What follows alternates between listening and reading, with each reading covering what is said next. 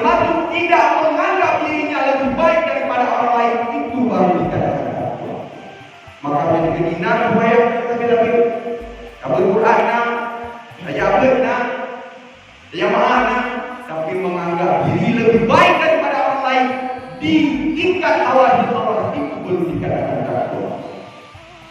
Bahkan punya dikira sembahyang dalam sembahyang kita nyatakan dengan inna salati wa nusuki wa mahyaya wa mamati lillahi rabbil alamin la syarika lahu wa bidzalika umirtu wa ana minal muslimin. Inna salati, ya Allah, sungguh ibadat bagi Allah, sungguh sembahyang wa nusuki dan ibadat wa mahyaya dan umirtu wa mamati dan mati lillahi rabbil alamin. Yang sesungguhnya adalah fikir la syarika lahu wa bidzalika umirtu wa ana minal muslimin. Ya Allah, la syarika lahu wa ana menjadikan kehadiran ya Allah. Wa bidzalika umirtu, dan dengan demikian ya Allah perintah dari Allah. Wa ana